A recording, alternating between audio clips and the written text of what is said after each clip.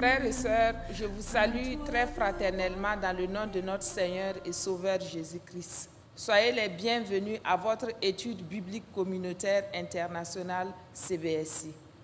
Aujourd'hui, ensemble, nous allons étudier le passage de Apocalypse 18, les versets 15 à 24, qui porte sur le thème de lamentation sur Babylone. Ce thème est une suite de la leçon du jour 5. Ensemble, nous allons lire Apocalypse 18, les versets 15 à 24. Les marchands de ces choses qui se sont enrichis par elle se tiendront éloignés dans la crainte de son tourment. Ils pleureront et seront dans le deuil et diront: Malheur, malheur, la grande ville qui était vêtue de fin lin de pourpre et d'écarlate, et parée d'or, de pierres précieuses et de perles, et en une seule heure, tant de richesses ont été détruites. Et tous les pilotes, tous ceux qui naviguent sur ce lieu, les marins et tous ceux qui exploitent la mer se tenaient éloignés.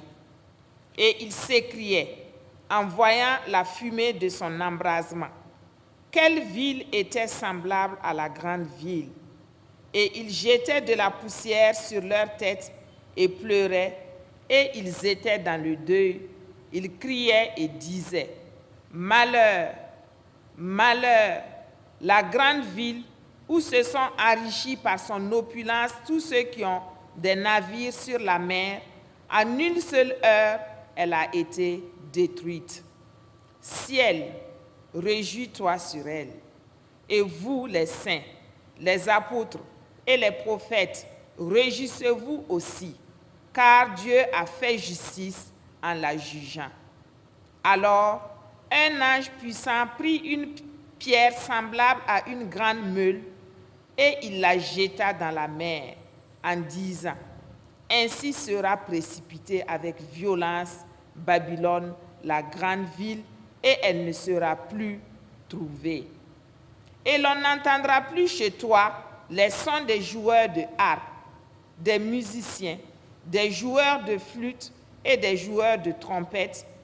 On ne trouvera plus chez toi aucun artisan d'un métier quelconque.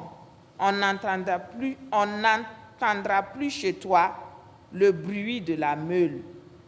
La lumière de la lampe ne brillera plus chez toi, et la voix de l'époux et de l'épouse ne sera plus entendue chez toi, parce que les marchands étaient les grands de la terre, parce que toutes les nations ont été séduites par tes enchantements.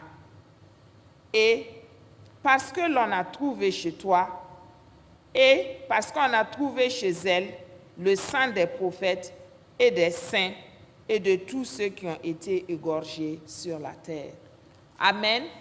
Nous vous invitons à réfléchir sur 3 questions. La première est celle-ci.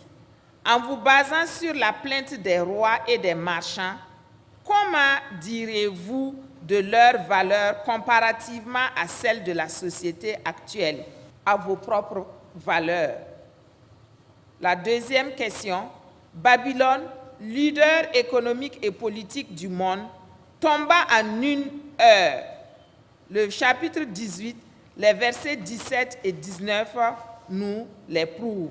Voir aussi le verset 10 du chapitre 18. Comment la soudaineté de son effondrement sert-elle à mettre en garde quiconque se confie à la sécurité des systèmes terrestres? La troisième question. Contrairement à la réponse du monde à la chute de Babylone, le ciel s'est réjoui. Comment expliquerez-vous la réponse joyeuse du ciel au regard du commandement de Jésus d'aimer nos ennemis et de faire du bien à ceux qui nous persécutent? Nous pouvons lire ce verset dans Luc 6, le verset 35. Une vérité se dégage de cette étude. La vérité est celle-ci. Chacun de nous influence les autres. Dans quel domaine diriez-vous que votre influence est la plus importante?